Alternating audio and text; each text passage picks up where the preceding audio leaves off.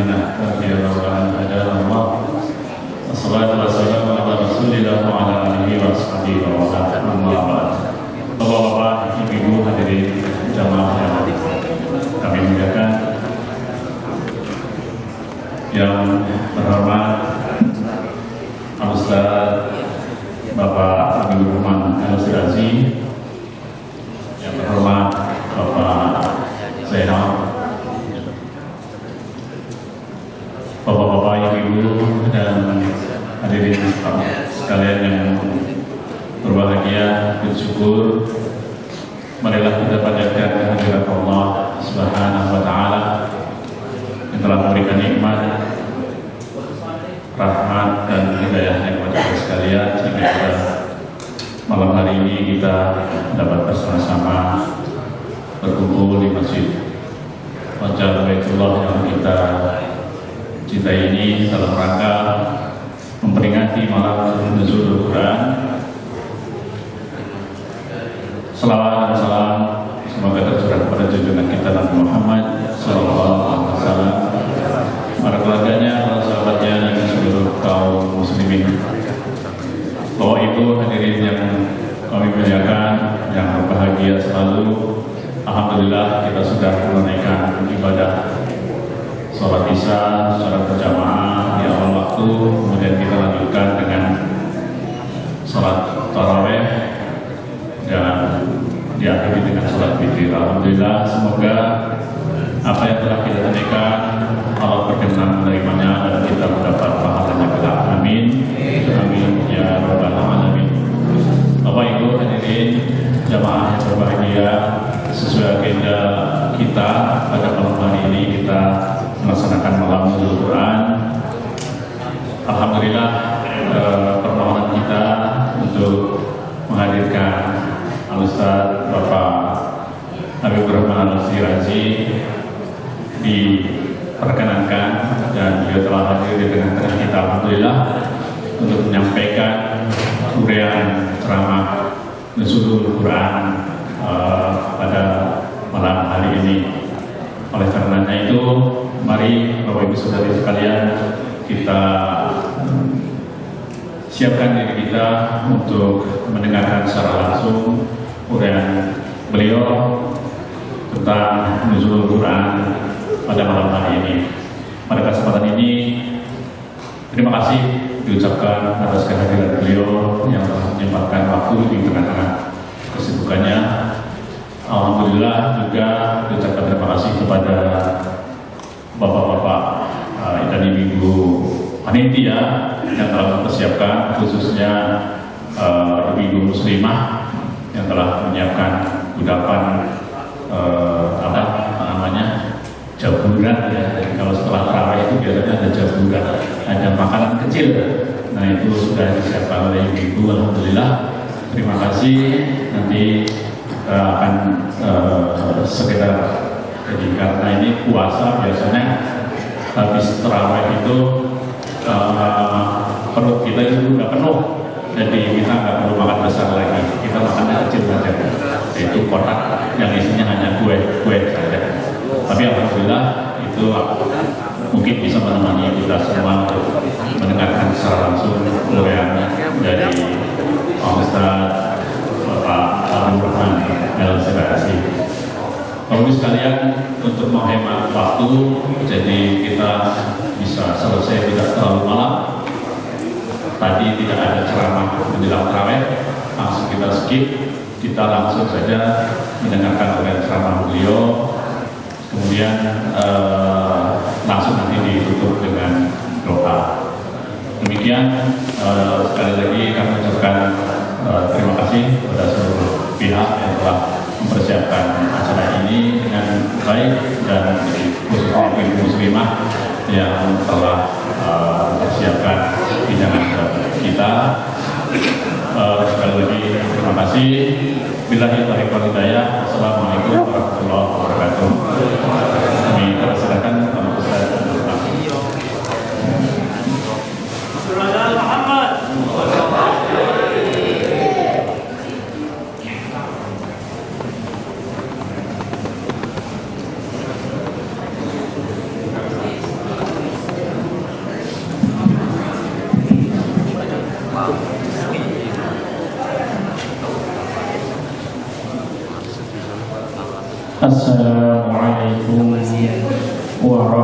warahmatullahi wabarakatuh.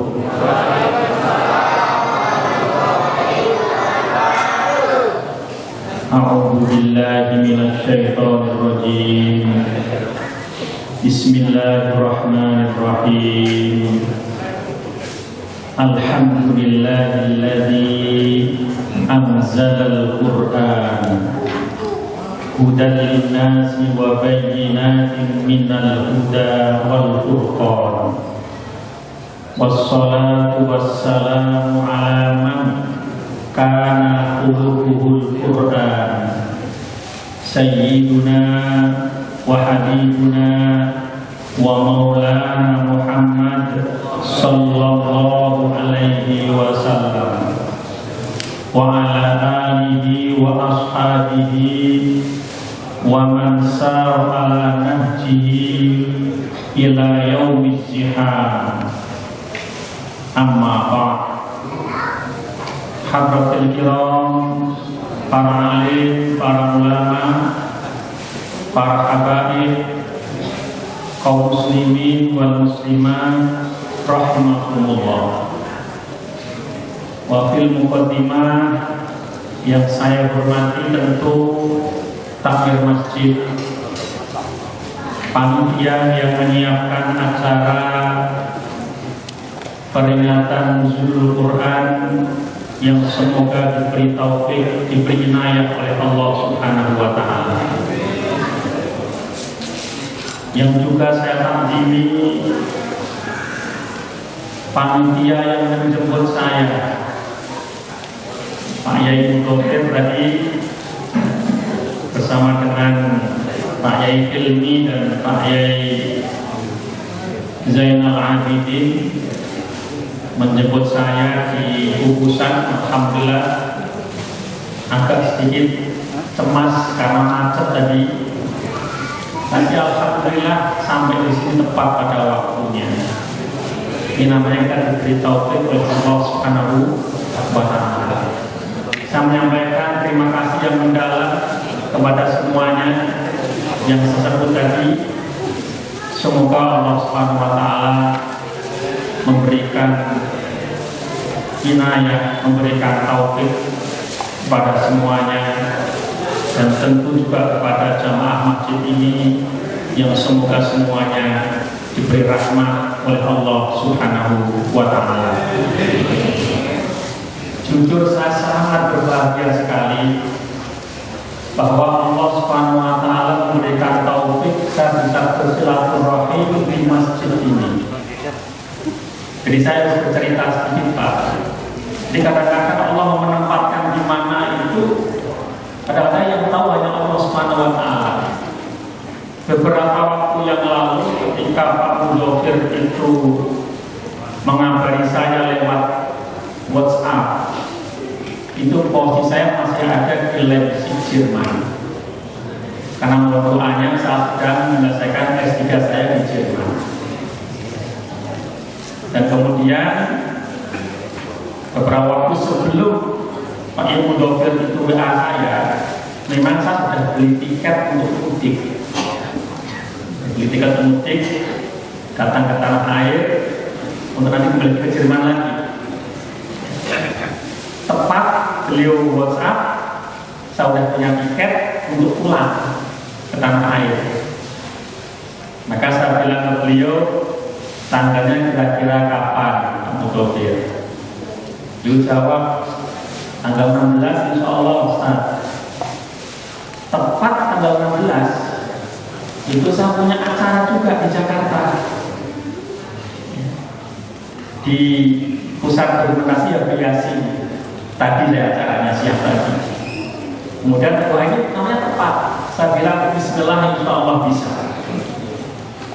Dan pada Allah setelah Pak Ibu Mudofir WA, pengajian dari Hamburg itu WA juga minta aturan jelas yang sama, temanya juga sama, kata Nuzulul Quran. Memang rezekinya saya silaturahim ke sini. Untuk ke Hamburgnya mungkin silaturahim di lain waktu insya Allah. Jadi alhamdulillah bisa berjumpa dengan Bapak Ibu. Dan saya berbahagia sekali. Tadi saya kaget ketika yang jemput itu diantaranya ada Akin Al-Karim. Ini adik saya, Kiai Zainal Abidin ini satu alumni dengan saya di pesantren yang sama di Meranggen, Demak. Kiainya sama, kiai saya sama ibu sama agama sama, gitu kan? Cuma saya sudah selesai, kemudian saya ke Mesir, beliau baru masuk. Cuma bedanya beliau lebih keren. Saya ketika nyampe belum pernah jadi kepala pondok, dia kepala pondoknya.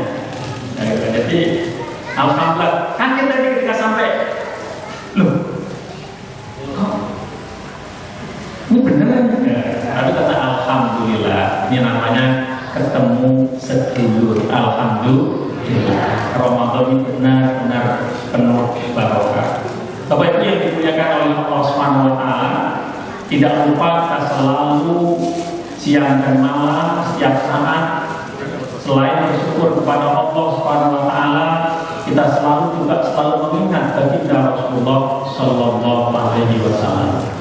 Dan setiap kali kita mengingat baginda Rasulullah Sallallahu Alaihi Wasallam, tentu kita tidak lupa untuk membaca sholawat kepada baginda Nabi Muhammad Sallallahu Alaihi Wasallam.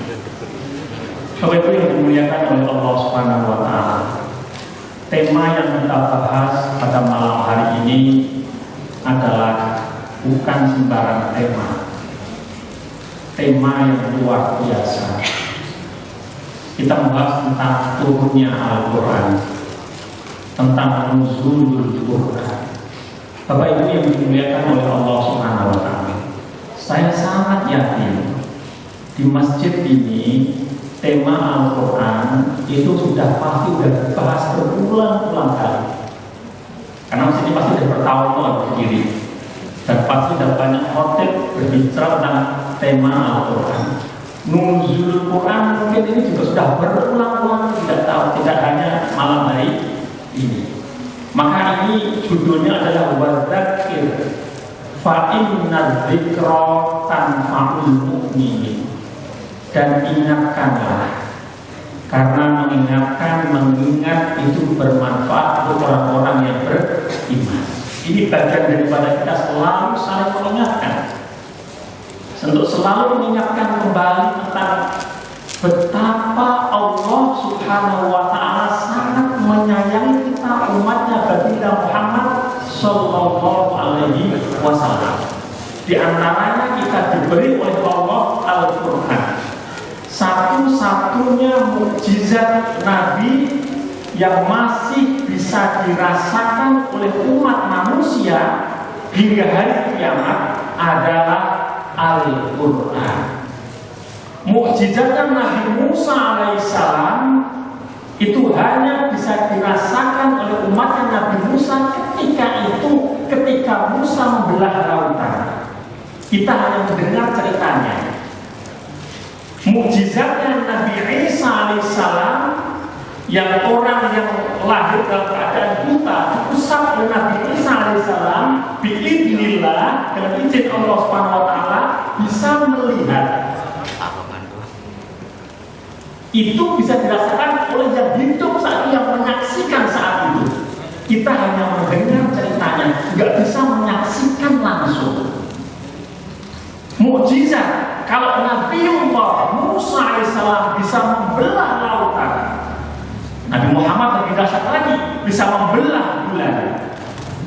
Itu pun yang bagian ini hanya bisa dirasakan oleh penduduk Mekah ketika itu, yang langsung menyaksikan bagaimana bulan dibelah oleh baginda Nabiullah Muhammad Sallallahu Alaihi Wasallam, dan kita hanya bisa mendengarkan ceritanya, membaca ceritanya, mengimajinasikan cerita tentang mukjizat, dan kita mengimani itu terjadi. Sebab kita beriman pada Al-Quran, kita beriman dengan apa yang disampaikan baginda Nabi Muhammad Sallallahu Alaihi Wasallam. Tapi kita nggak bisa merasakan langsung.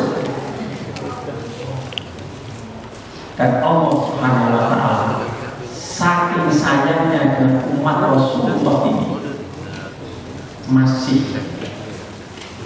meninggalkan kepada kita mukjizat paling agung di antara semua mukjizat para nabi, yaitu Al-Qur'anul Karim sampai sekarang. Dan bulan suci Ramadan adalah Syahrul Quran, bulannya Al-Quran.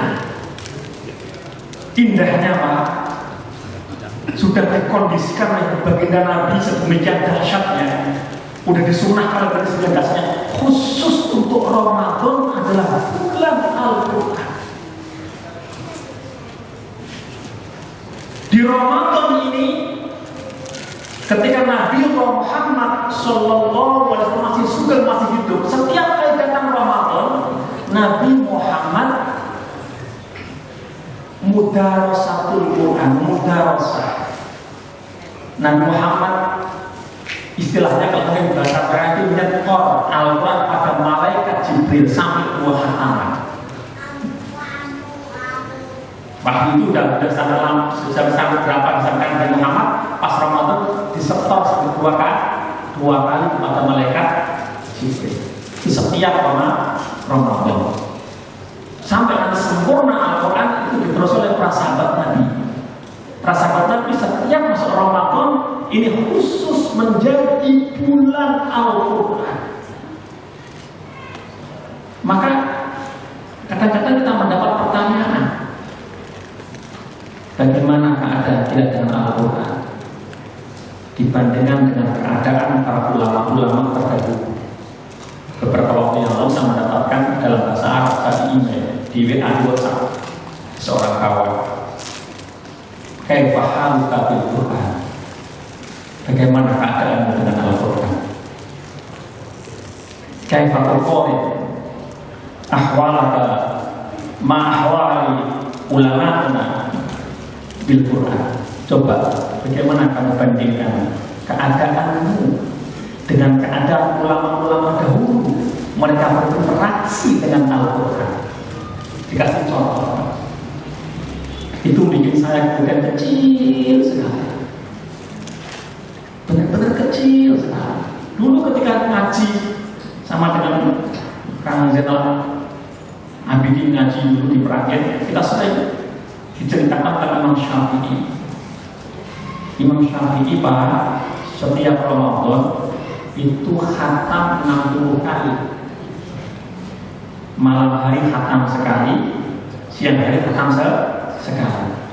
Setiap hari khatam 2 kali. 30 hari khatam Al-Quran 60 kali. Karena memang para ulama itu begitu masuk Ramadan itu sudah meninggalkan dunia. Karena mereka merasa yang 11 bulan sudah bersama dengan dunia. Yang Ramadan ini khusus Syahrul Quran, ini khusus Syahrul Ibadah. Ulama yang lain ada yang khatam tiap 2 hari sekali khatam sekali. Berarti dia khatam 15 kali. Kemudian saya nanya pada diri saya, menjadi mampu sekali. Karena masih banyak memikirkan hal-hal yang sifatnya duniawi. Padahal ini semestinya menjadi organisasi Syahrul Quran. Bapak Ibu yang dimuliakan oleh Allah SWT, kita akan berbincang-bincang sesuai dengan tema bagaimana kita menjadikan ruhul Quran, ruhnya Al-Quran itu menjadi pemantik bagi kita untuk menjadi khairul ummah ukhrijat linnas, sebaik-baik umat yang Allah keluarkan di atas muka bumi ini, umat yang berperadaban mulia. Bapak Ibu yang dimuliakan oleh Allah Subhanahu wa taala, sebelum masuk ke sana mari kita melihat kembali, kita mengingat semua yang nempel dengan Al-Quran itu akan menjadi mulia. Jadi apapun Pak, apapun yang tempelan Al-Quran itu jadi mulia. Nah, kemudian yang nggak percaya, ada kertas kosong kosong. Ketika masih kosong kertas Pak, itu mau dijadikan bungkus apa saja nggak ada masalah. Bahkan ketika kertas kosong itu mau dijadikan keset itu nggak ada masalah. Kertas yang masih kosong, untuk menolak apa saja nggak ada masalah. Tapi begitu kertas kosong itu jenengan tulisi satu ayat saja di Al-Quran, Bismillahirrahmanirrahim, Alhamdulillahirabbil alamin, Ar-Rahmanirrahim, 3 ayat dari apa? Begitu kertas kosong itu ketempelan tulisan Al-Quran, maka derajat kertas itu sudah berbeda. Sudah berbeda. Enggak boleh dibawa ke tempat-tempat yang kotor. Enggak boleh diletakkan sembarangan. Artinya apa? Kertas itu tiba-tiba punya derajat yang mulia dibandingkan kertas-kertas yang kosong lainnya. Kalau kamu beli satu bundel kertas isinya 500, maka kertas yang satu ini sudah berbeda dengan yang 499. Karena apa? Karena ada Al-Qurannya. Nabi, semua nabi itu mulia. Dan dulu kalau kita belajar kitab kuning dulu, Allah SWT itu ya memberitahukan ya lewat lisan para nabi, ada 100 sekian ribu nabi. Jadi nabi itu enggak hanya puluhan Pak, 100 sekian ribu nabi. Cuma nama-namanya yang disebut dalam Al-Quran yang kita ini mesti ngerti nama-nama itu disebut dalam Al-Quran ada 25 nabi. Dari 25 nabi itu ada nabi yang paling mulia disebut dengan ulul azmi. Adalah nabi yang diberi Al-Quran. Siapa? Nabiullah Muhammad Sallallahu Alaihi Wasallam. Karena diberi Al-Quran, maka Nabiullah Muhammad Sallallahu Alaihi Wasallam adalah nabi yang paling mulia. Malaikat itu jumlahnya banyak sekali,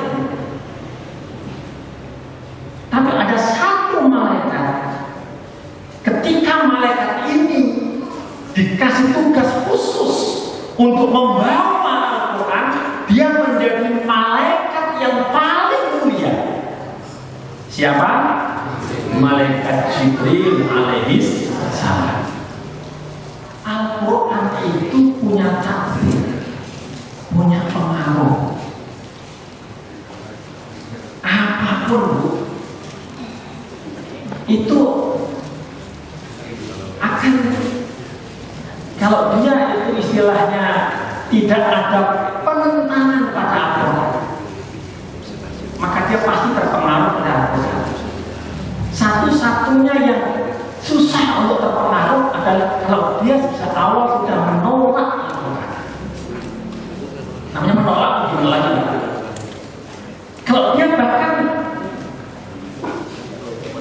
kurang percaya tapi dia masih membuat apa ya? Masih membuat satu pintu untuk jujur pada Al-Quran, dia masih bisa menerima Al-Quran dan masih punya kesempatan untuk menerima pengaruh Al-Quran. Kita akan bahas satu persatu. Orang kafir pun di zaman Rasulullah, kita tahu namanya kafir kan? Kafir itu artinya menutup diri dari beriman kepada Allah. Ya. Bahkan ketika dia tahu Allah itu benar-benar adalah tidak ada Tuhan selain Allah, tapi dia posisinya memang menutup hatinya. Itu namanya kafir. Orang-orang kafir itu zaman itu, ketika dia masih punya sedikit celah untuk jujur, itu masih bisa terpengaruh oleh Al-Quran. Kita sering dengar cerita orang kafir ketika itu mengerti betapa dahsyatnya Al-Quran.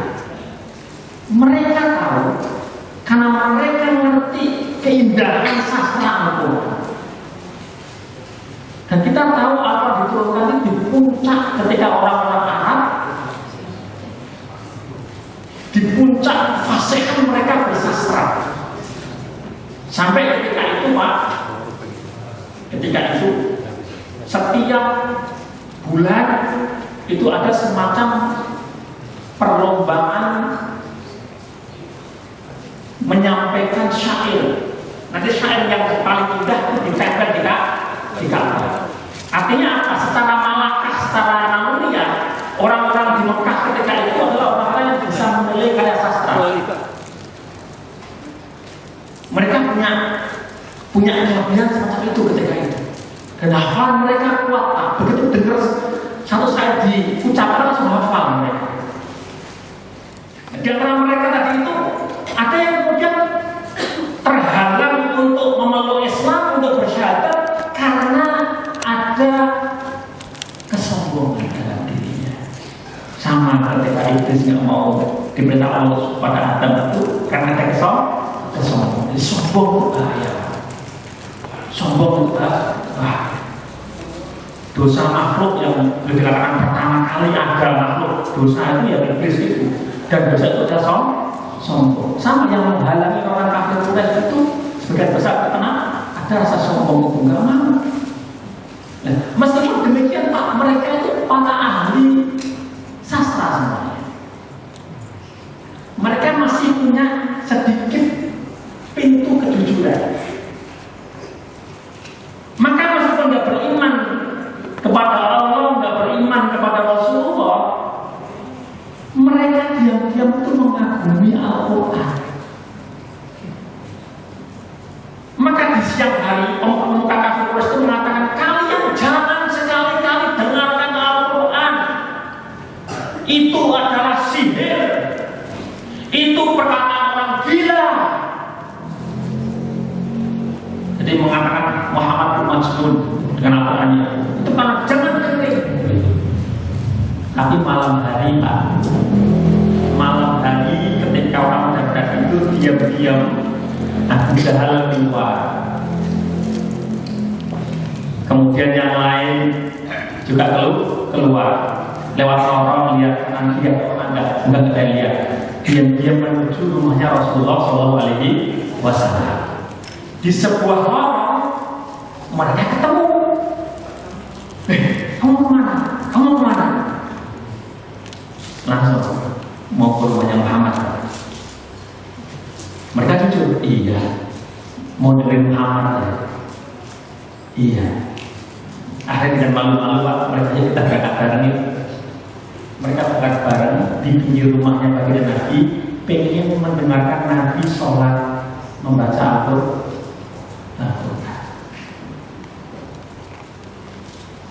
Di tempat yang lain, seorang kafir Quraisy namanya Mughirah setelah mendengarkan Al-Quran, dia mengatakan, jujur dia, innahu lahalawah.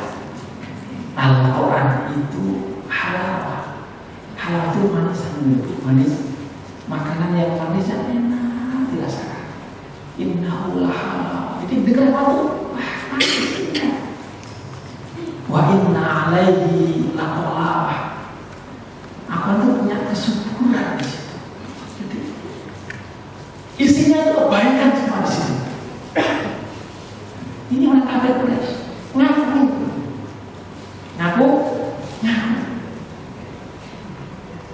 Ini orang kafir Quraisy. Jin Pak, sekarang kita bicara jin. Jin itu jin. Jin itu Pak, begitu dibacakan Al-Quran, ada taksir, ada pengaruh besar. Bapak bisa baca di surat jin. Inna wastama'ana faruminal jin. Dan itu maka gimana jin itu? Inna sami'na Qur'anan ajaba. Inna sami'na Qur'anan ajaba. Kami mendengarkan Al-Quran yang menakjubkan. yahdi ila rusyi fa'amanna bih. Al-Quran itu menunjukkan arus pada kebaikan, pada jalan kebenaran. Fa'amanna bih. Kemudian kami mengimani Al-Quran. Jin dibacakan Al-Quran, mereka beriman.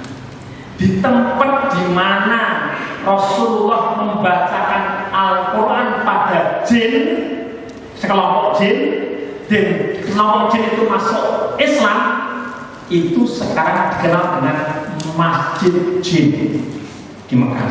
Kalau itu daerah Munjuk, Bagus Salam, kalau dulu Pasar Seng kan bilang bahasanya itu. Karena sana ada Masjid Jin, masih ada namanya Masjid Jin. Kalau sekarang kan jamaah Indonesia ngumpulnya itu, terutama kalau umroh itu kan lebih ke jam-jam dan sekitarnya. Jadi udah nggak ngerti Masjid Jin itu.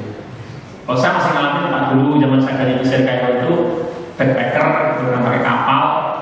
Dulu masih sebelum tahun 2000 ya, itu masih ada Pasar Seng. Coba-coba yang pulau-pulau itu masih pakai Pasar Seng macam itu.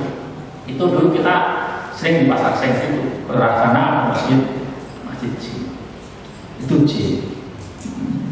Sekarang kita bisa malaikat. Apalagi malaikat. Setiap kali Al-Quran dibacakan, itu pasti ada malaikat turun ikut mendengarkan. Jadi Bapak Ibu kalau pengen rumahnya selalu didatangi malaikat, selalulah baca Al-Quran di rumah itu. Maka bagian itu berpesan, jangan kalian jadikan rumah kalian seperti kuburan, gelap, kemudian tidak ada apa-apa di situ, sunyi. Jangan seperti itu. Jadikan rumah yang bercahaya, rumah yang selalu malaikat itu hadir. Karena gimana? Baca Al-Quran.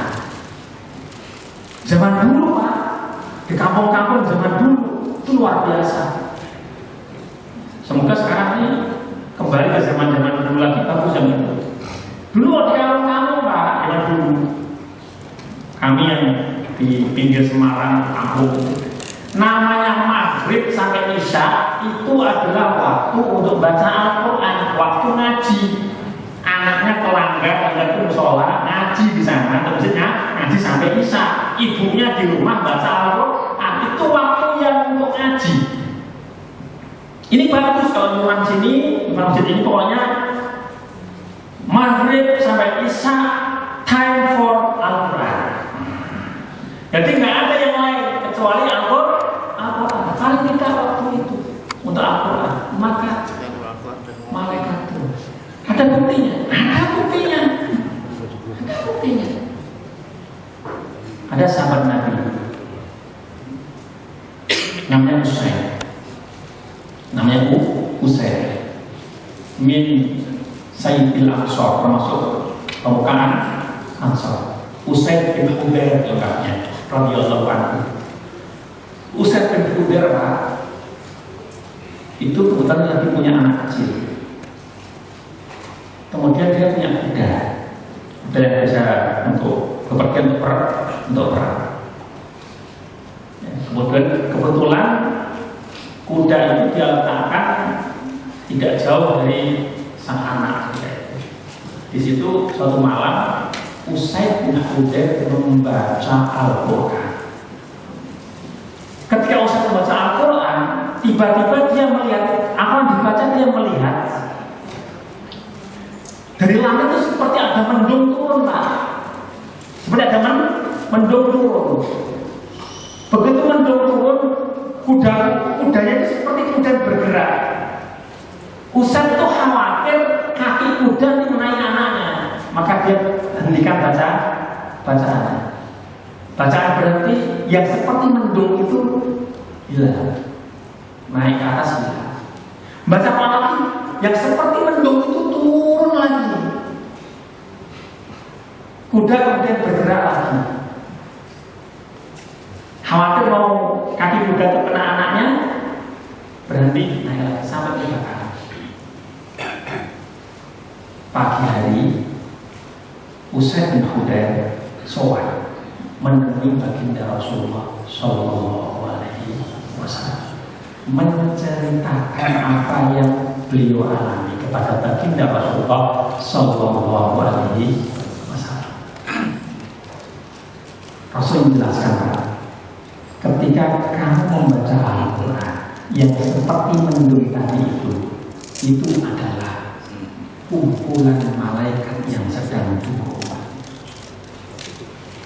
Kumpulan malaikat sedang turun. Saat sampai waktu subuh, orang-orang Madinah akan melihat semuanya di malaikat-malaikat. Kira-kira begitu.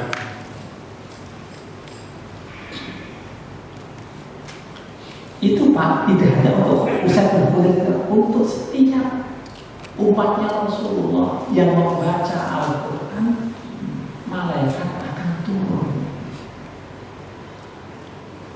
Dan Bu, ada rumus yang perlu Ibu tahu. Di situ ada malaikat, setan minggir. Ada malaikat, setan minggir. Di situ ada perbuatan-perbuatan setan, malaikat minggir. Ada perbuatan-perbuatan setan, malaikat minggir. Maka tentu kita ingin setiap saat yang bersama dengan kita, bersama dengan keluarga kita adalah malaikat. Supaya setan minggir. Kita perlu anak kita sering dengan malaikat, supaya disertai dengan oleh setan. Ini pengaruh Al-Quran pada malaikat. Tidak hanya yang bernyawa yang terpengaruh oleh Al-Quran, Pak. Wahatal jamadat, sampai benda-benda yang tidak bernyawa itu pun,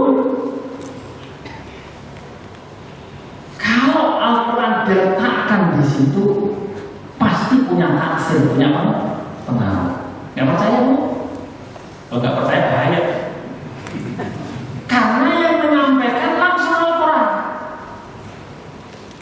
Allah berfirman, ini apa ya? A'udzubillahi minasyaitonir rajim. Lau anzalna hadzal Qur'an ala jabalin la ra'aitahu khashi'an mutasaddian min khasyatillah. Kata orang Mesir, lihat. Lau anzalna hadzal Qur'an, sekiranya kami turunkan Al-Quran ini ala jabalin, pada gunung. Gunung itu bernyawa kan Bu? Tidak bernyawa, gunung itu isinya batu-batu panas. Batuan pasir, zaman ada zaman bebatuan. Kalau akhirnya akan kami turunkan pada gunung, lalu aita, kamu akan melihat gunung itu khasian, khusyuk tertunduk, mutasaddian, akan terpecah belah min khasyatillah, karena takut pada Allah Subhanahu wa ta'ala. Ini kemudian ada seorang pakar yang ingin analisis. Jadi benda padat itu, reaksi benda padat yang paling tinggi itu pecah. Benda padat itu ada elemen paling kecil, dulu ada namanya atom. Nanti ada lebih kecil lagi, kan nanti nggak tahu di fisika kan berkembang ya, mungkin lebih kecil lagi itu juga. Maka ada namanya bom atom. Bom atom itu kan memecah elemen yang paling kecil dari benda padat itu, bisa dipecah, maka itu reaksi paling dahsyat dari benda padat itu meledak. Ini teori fisika ini sudah lebih dulu disampaikan oleh Al-Quran. Khasyi'an mutasaddian min khasyatillah, karena takut kepada Allah Subhanahu wa ta'ala. Ya. Kalau benda cair dia bisa menguap. Nanti ada yang menyup begini gitu. Kalau pindah partai dia meledak berkeping-keping. Gunung saja Pak Bu, itu sekiranya diberi Al-Quran itu meledak karena saking takutnya kepada Allah Subhanahu wa Ta'ala. Maka menjadi pertanyaan bagi kita, sejauh mana Al-Quran itu punya pengaruh pada diri kita? Apakah Al-Quran dan mampu membuat kita takut kepada Allah Subhanahu wa Ta'ala? Kalau orang-orang yang beriman yang terkenal, maka digambarkan wajilat qulubuhum wa idza tuliyat alaihim ayatuna zadatuhum imana. Jadi bergetar hatinya setiap kali membaca Al-Quran, dia akan tambah beriman kepada Allah Subhanahu wa Ta'ala. Jadi makna terdalam dari nuzulul Quran adalah bagaimana setiap kali kita teringat pada Al-Quran, maka kita teringat pada Allah Subhanahu wa Ta'ala.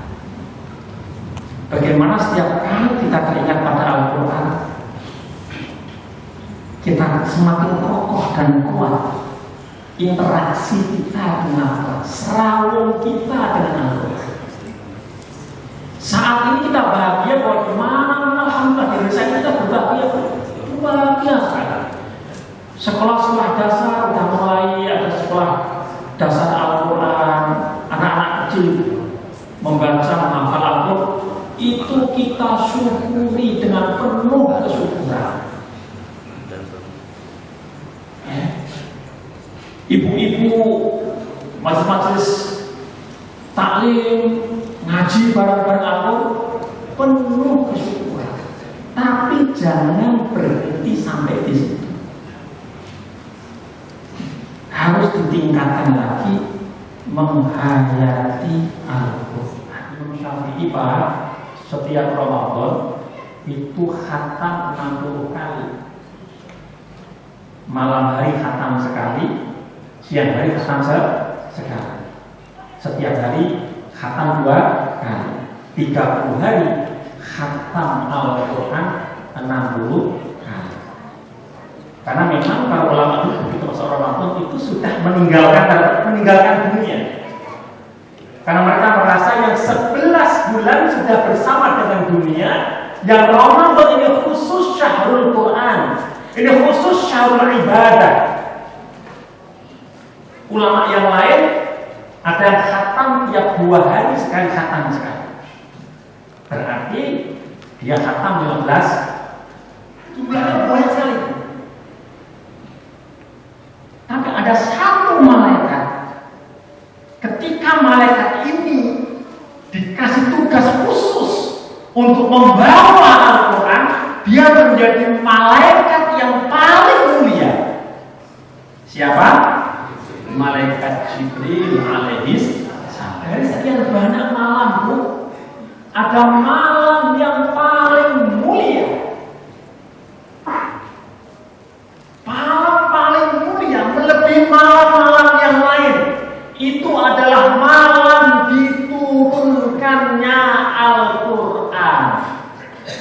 Apa itu? Malam Lailatul Qadar. Inna anzalnahu fi lailatul qadar. Lailatul qadri khairun min alfi syahr. Inna anzalnahu fi lailatin mubarakah. Lailatul qadar disebut juga Lailatul Mubarakah, malam yang penuh barokah. Dan para nabi memiliki umat, berarti ada banyak umat. Ada umatnya Nabi Nuh, ada umatnya Nabi Ibrahim, ada umatnya Nabi Yakub, ada umatnya Nabi Nuh, ada umatnya Nabi Sulaiman, ada umatnya Nabi Daud, ada umatnya Nabi Musa, ada umatnya Nabi Isa, ada umatnya Nabiullah Muhammad Sallallahu Alaihi Wasallam. Dan umat yang paling mulia adalah umat yang diberi Al-Quran. Alaihi Wasallam menjadi umatnya baginda Nabi Muhammad Sallallahu Alaihi Wasallam. Ini anugerah, ini keutamaan yang luar biasa. Kita beruntung sekali. Bahkan Nabiullah Isa alaihissalam ketika mengetahui betapa mulianya umat Muhammad Sallallahu Alaihi Wasallam ini, Nabi Isa sampai berdoa minta kepada Allah, ya Allah, ij'alni min ummati Muhammadin Sallallahu Alaihi Wasallam. Ya Allah, jadikanlah aku termasuk umatnya Muhammad Sallallahu Alaihi Wasallam. Nabi Isa minta kepada Allah supaya dijadikan termasuk umatnya Nabi Muhammad Sallallahu Alaihi Wasallam. Dan dalam akidah yang kita yakini, seperti yang tertera dalam hadis-hadis, seperti juga yang tertera dalam Al-Quran, Nabi Isa alaihissalam tidak disalib. Dalam akidah kita, tapi diangkat oleh Allah Subhanahu Wa Taala. Ada orang lain yang diserupakan oleh Nabi Isa yang disalib. Nabi Isa diangkat oleh Allah Subhanahu Wa Taala. Dan sampai sekarang masih hayyun, masih hidup, dan nanti menjelang hari kiamat akan diturunkan oleh Allah Subhanahu Wa Taala. Dan ketika itu Nabi Isa menjadi umatnya Nabi Muhammad Sallallahu Alaihi Wasallam, yang mengikuti syariatnya baginda Nabi Muhammad Sallallahu Alaihi Wasallam, mengikuti syariatul Quran, syariatnya Al-Quran. Bapak Ibu yang dimuliakan oleh Allah Subhanahu Wa Taala, ini ya, beberapa contoh terkait tentang kemuliaan Al-Quran. Jadi kembali, apa saja yang nempel dengan Al-Quran, intisab dengan Al-Quran, itu menjadi mulia. Maka orang-orang yang setiap saat hidup bersama dengan Al-Quran, dia membaca Al-Quran, berusaha menghayati Al-Quran, mengamalkan Al-Quran, sehingga mendapat sebutan Ahlul Quran. Ahli Quran. Allah menyebutkan lewat lisan Rasulullah Sallallahu Alaihi Wasallam, hum ahlullahi wa khassatuh. Mereka itu orang-orang yang hidupnya bersama dengan Al-Quran, selalu menimbang segala dengan timbangan Al-Quran, mengambil iktibas, mengambil barokah dari cahaya Al-Quran setiap saat. Mereka adalah keluarganya Allah. Hum ahlullah, keluarganya Allah. Sebutnya itu ahlullah wa khassatuh, orang-orang spesialnya Allah. Jadi kalau kita akan menjadi ahlullah, gak ada cara yang lain, Pak Bu. Kalau kita ingin menjadi keluarganya Allah, tanda petik ahlullah, itu caranya hanya kita hidup bersama dengan Al-Quran, seperti yang dicontohkan oleh baginda Nabi Muhammad Sallallahu Alaihi Wasallam. Istrinya baginda Nabi itu statusnya sama dengan ibu kandung kita. Maka istri baginda Nabi itu nggak boleh dinikahi. Maka nggak ada sahabat Nabi yang menikahi istrinya Rasulullah, nggak ada, karena statusnya sama dengan ibu kandung. Maka sebenarnya Ummul Mukminin, ibunya orang-orang yang beriman. Suatu ketika Ummul Mukminin Aisyah radhiyallahu anha itu ditanya oleh para sahabat Nabi, seperti apa? Karena Aisyah kan hidup bersama dengan Rasulullah.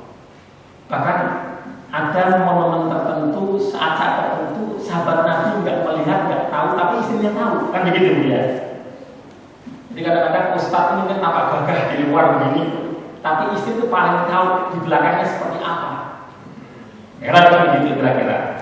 Jadi kehidupan lahir batinnya itu pasangan itu tak tahu. Lah, sahabat Nabi itu tanya pada Aisyah, seperti apa akhlaknya Rasulullah? Rasulullah seperti apa? Tanya kepada istrinya, karena istri yang paling tahu. Nah, Aisyah menjawab, karena khuluquhul Qur'an. Karena Rasulullah itu khuluquhul Qur'an, akhlaknya, perilakunya adalah Al-Qur'an. Jadi kalau mau melihat Al-Quran yang bernyawa, melihat Al-Quran yang hidup, contoh dari Al-Quran tak lain dan tak bukan adalah baginda Nabi Muhammad Sallallahu Alaihi Wasallam. Wadhkurullaha katsira la'allakum tuflihun. Perintah Al-Quran. Kalian ingatlah kepada Allah katsira dengan banyak. Banyaklah mengingat Allah. La'allakum tuflihun, supaya kalian itu beruntung dunia akhirat. Nah, kita pengen tahu bagaimana sih cara mengenal Allah yang disebut banyak seperti apa? Lihat Rasulullah Shallallahu Alaihi Wasallam. Pengen tahu seperti apa? Dirinya Rasulullah itu seperti apa? Para ulama sudah menulis. Kalau kita terlalu besar, kalau ngaji Sahih Bukhari, kita ngaji khusus tentang zikir-zikirnya Rasulullah. Misalnya Al-Adhkar yang ditulis oleh Imam Nawawi. Kitab tentang zikir-zikir detail, Bu. Zikir mau tidur ada, zikir pagi, semuanya detail tentang zikir Rasul mengingat Allah Subhanahu wa Ta'ala. Kami dulu waktu di pesantren, ya termasuk Ustaz Diana Mahidin, kalau Ramadan seperti ini, Bu, kita ngaji Al-Qur'an khatam dari awal sampai akhir. Pak Yai membacakan, Pak, dari Alhamdulillah sampai Alhamdulillah lagi. Selama kira-kira 17 hari dari awal Ramadan sampai 17 Ramadan, khatam satu kitab semuanya. Dan itu kita tahu persis semua begini Rasulullah.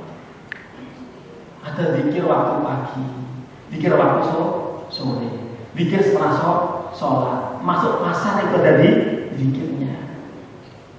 Bagaimana supaya di pasar itu penuh barokah? Ada zikirnya.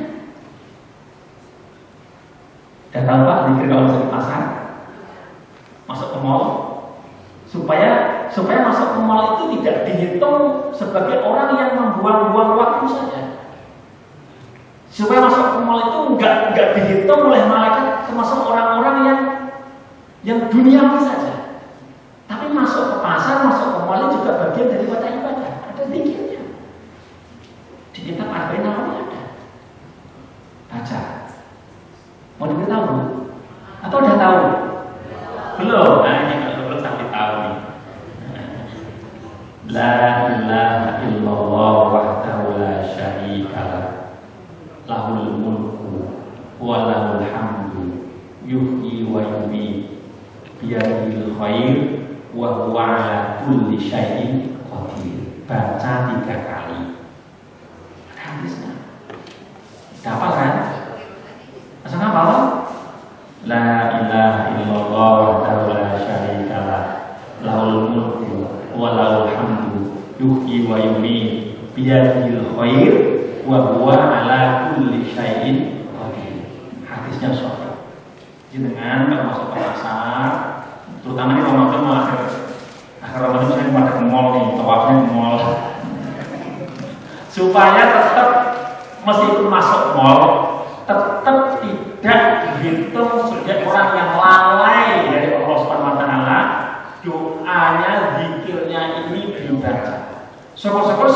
mall itu baca terus, tapi minimal 3 kali dibaca. Ya, minimal 3 kali. Sama, supaya bapak ibu itu kalau tidurnya juga bernilai ibadah, maka ikuti tata cara para ulama. Mau tidur, para ulama itu nggak ngarang. Santri yang ngaji sama ulama juga nggak ngarang. Maka syaratnya jelas. Santri ikut kiai ngaji. Dari tadi ada kitab al-Azkar, ini juga syaratnya dari kiainya lagi ngajinya. Terus sampai nanti kalau turut itu, kami ngaji al-Azkar itu, selesai khatam itu sama Pak Kiai dikasih syaratnya. Pak Kiai dari gurunya, guru itu Kiai Muslim. Dari saya Padani yang di Mekah, lanjut terus dari gurunya khatam dulu sampai kepada penulisnya Imam Nawawi. Oke, Imam Nawawi itu gurunya banyak sekali. Sampai semua sanad dari kitab itu sampai nyambung kepada baginda Rasulullah Shallallahu Alaihi Wasallam. Kalau dulu itu nggak pernah ada karena sudah jelas sanad mutasil. Dan sekarang kita muncul pada mutasi kalau begitu kan. Nah, kalau yang tidak punya dasar kitab turus yang kuat dan goyah, jangan. Kalau kita yang tahu sudah seperti itu kitabnya, bukannya seperti ini. Bahkan kita juga tidak sekedar baca. Pak Kiai itu mencontohkan. Saya masih ingat ngaji waktu itu, ya, tentang sholat masih nyantri, cara duduk tahiyat akhir itu loh Pak. Itu sampai kemudian itu saya masih nanya sama Kiai Haji Muhammad Ridwan juga di pesantren kami di lingkungan buku yang terakhir. Itu saya juga mencontohkan gini loh lungguh sing tahiyat akhir sing bener ini kudu mantap dioleh orang mantap istilahnya menurut mazhab Syafi'i sing ikhtiyati sing hati-hati dianggap sholatnya orang sempurna. Jadi mantap. Jadi ya, kalau cuma begini aja dia nggak mantap begini sampai dicontohkan oleh dia. Ya. Kenapa? Karena Pak Kiai itu dapat seperti itu dari kiainya. Kiainya dapat seperti itu dari kiainya. Terus nyambung sampai sahabat Nabi. Itu namanya sanad yang mutasil seperti itu. Sama ketika baca Al-Quran juga semacam itu. Bismillah. Bismillah mesti sennya itu mesti gigi sama gigi ketemu. Mesti gigi ada ketemu. Bismillahirrahmanirrahim. Allah. Mesti Allah bukan Allah. Loh, kalau yang mungkin ada Allah kan itu kan. Jadi W Allah. Bukan Allahu Akbar. Dulu ngajinya sampai di lohor gitu. Itu namanya mutasi. Lalu yang dimuliakan oleh Allah Subhanahu wa Ta'ala. Nyun saya Pak Ibu Dokter. Ini saya datanya tuh sampai jam berapa ya? Soalnya nggak diberitahu. Sampai kapan Pak ini? Serius pas saya subuh. Saya senang-senang aja subuh nanti. Gak tahu ibu-ibu nanti itu. Ya.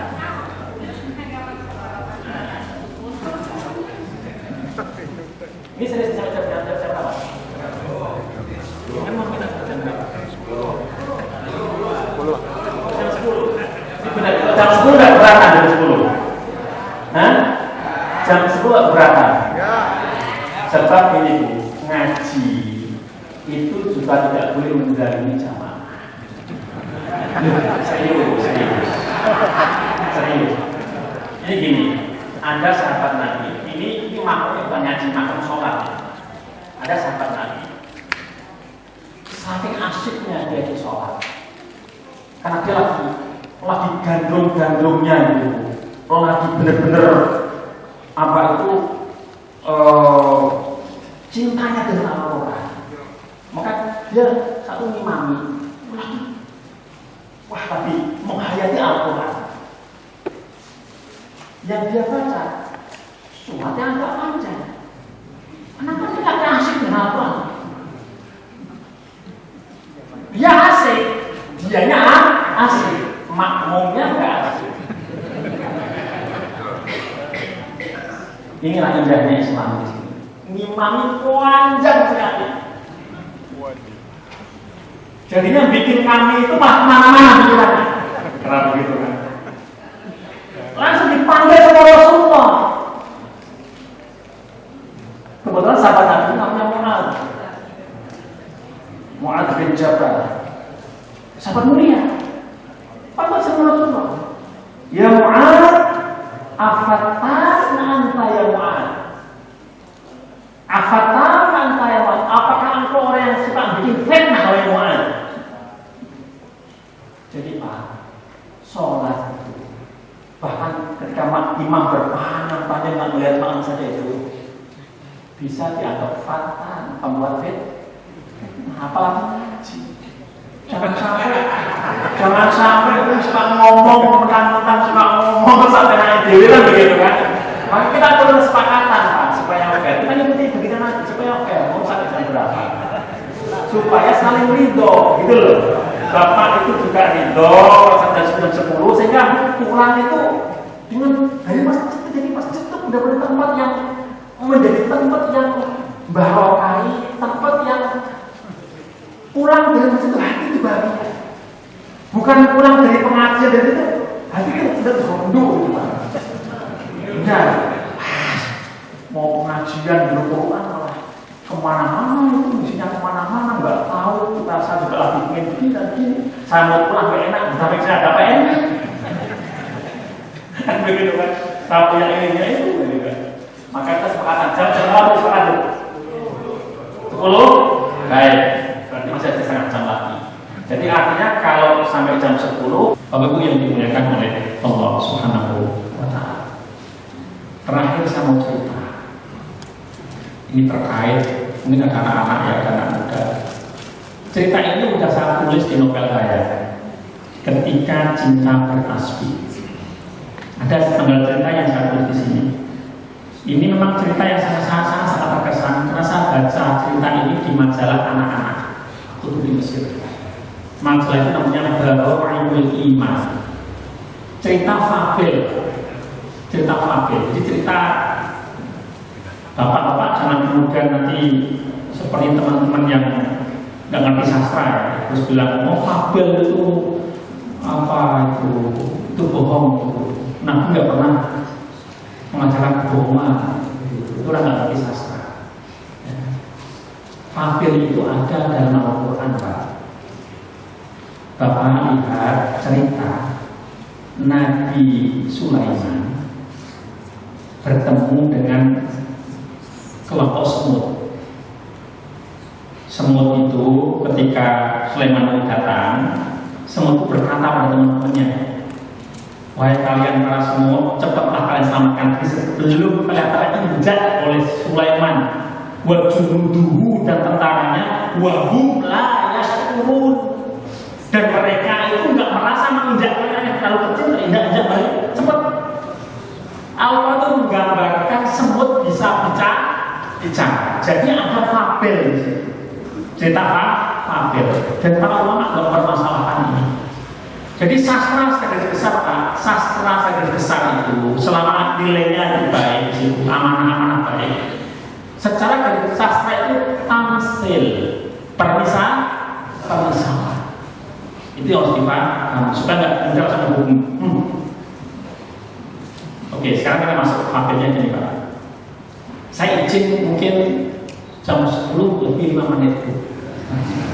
Lebih nggak apa-apa. Soalnya sekarang jam 10 kan. Ini kayaknya fabelnya nangkep 5 menit. Lebih nggak apa-apa. Bonus. Jadi gini, ada seekor singa, induk singa, hamil tua di sebuah hutan melahirkan. Ketika melahirkan, induk singa ini meninggal, mati. Tapi anaknya ada lagi. Anak singa ini lahir sendirian, induknya mati. Di saat yang sama datang sekelompok kambing. Sekelompok kambing, induk kambing melihat ada anak singa sendirian di tengah hutan, induknya mati, kasihan. Sama kambing itu, anak singa itu diajak ikut bareng sama anak-anaknya yang lain, ikut rombongan. Bahasa kita diadopsi. Kambing mengadopsi si singa, dibawalah ke kampung kambing. Sejak itu singa kecil hidup dengan cara kambing, makan cara kambing, menyusui dari induk kambing, bersuara dengan suara kambing, kambing mengembik, maka anak singa itu sejak kecil diajak sama induk kambing mengembik, bukan mengamuk, karena tahunya mengembik. Jadi singa jalannya apa cara kambing, Pak. Kalau singa ini dengan anak kambingnya bertengkar, itu nyucuk juga, bukan mengamuk, karena tahunya caranya cara kambing. Sudah sampailah kambing ini usia remaja, kambing remaja. Suatu ketika kelompok kambing kecil ini ya kedatangan musuh namanya serigala. Serigala datang, satu anak kambing ketangkap direkam sama serigala itu.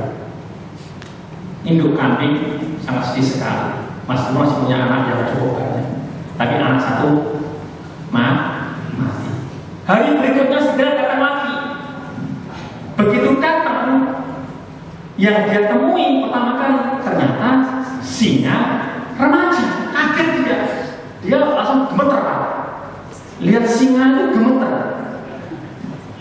Singanya dia itu mentalnya mental kambing. Mental kambing itu sejak kecil didoktrin musuh kamu itu serigala itu gawat begini. Kita kalah sama serigala. Maka begitu ketemu serigala, singa itu langsung gemeter juga. Jadi sama-sama gemeter. Kemudian keluar suaranya, empet. Serigala kaget, Pak. Ternyata bunyinya empet. Wah, muncul kepercayaan dirinya. Ini dia, ini meskipun singa tapi bukan singa. Langsung dia punya pikiran agak licik, Pak. Serigala itu. Ini saatnya serigala bikin sejarah. Belum pernah ada sejarahnya serigala makan singa. Inilah waktunya serigala makan singa. Bukan serigala makan kambing lagi, serigala makan singa. Maka dia pengen makan singa. Begitu mau diterkam, singanya lari cara kambing, diterkam. Wah, ini terus kejar terus.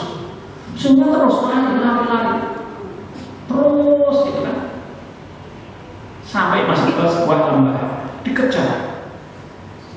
Ketika melewati lembah, di sebuah bukit ada seekor singa betulan sedang mengawasi kanan. Dia kaget, Pak. Ketika melihat ada seekor singa serigala, singa remaja dikejar sama serigala, kaget. Innalillahi wa inna ilaihi raji'un. Apakah dunia udah mau kiamat ini? Bagaimana mungkin terjadi zaman nenek moyang sampai sekarang belum ada ceritanya singa dikejar sama serigala? Ini kok bisa?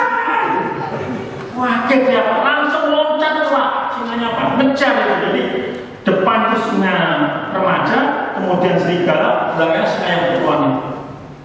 Sampailah mereka di satu tempat yang nyaris singa remaja itu ketangkap sama ketika mau diterkam, singa yang dipotong berada di belakangnya serigala itu mengaum dengan keras.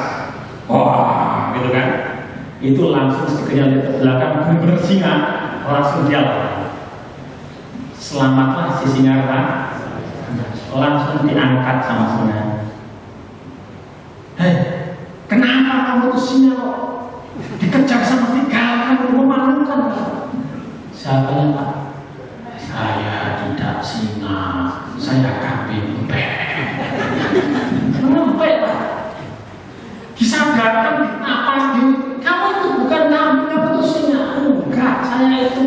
Habib, empek. Kamu nggak boleh berkata seperti itu suara kamu nggak seperti itu. Sama kamu seperti itu, dicontohkan. Empek. Akhirnya bingung cara menyadarkan bagaimana. Akhirnya diseret, sehingga kamu diseret, diajak ke pinggir danau yang jernih. Kamu harus percaya sama saya. Kamu itu singa, bukan kami. Lihat di air yang jernih itu wajah mereka berdua tampak. Lihat, itu wajahku yang besar, itu wajah kamu yang kecil. Sama kan kita? Iya. Iya, kamu itu singa, bukan serigala. Kamu singa. Sudah, kamu jangan pulang lagi. Kamu sekarang tinggal di mana? Saya tinggal di kampung kami. Gak ada masalahnya. Tinggal di kampung kami hidup saya. Ini masalahnya kamu gak boleh. Sekarang kamu harus saya training dulu. Di training, Pak. Itu perlu waktu untuk merubah cara jalan dari kambing ke jalan singa. Mental kambing ke mental singa. Di training betul sampai setelah kembali ke bentuk aslinya, keberaniannya berani singa. Kemudian sudah, sekarang kalau mau ke satu tapi kamu nggak boleh lagi kembali dari kambing. Kamu jadi sampai kembali ke kampung kambing. Ternyata korban ada berjatuhan. Terus kemudian datang lagi serigala, ketemu sama si singa itu. Wah, dia sama si singa aja, orang nggak jadi salahkan. Jadi dia mau merekam. Singa sudah berbeda sekarang. Gantinya muncullah taringnya, muncullah suaranya. Kaget serigalanya. Sekarang gantian singa dikejar sama singa. Akhirnya masuk jurang. Di cerita itu dia masuk jurang itu serigalanya. Singanya menang. Kemudian kalimatnya di cerita fabel anak-anak ini,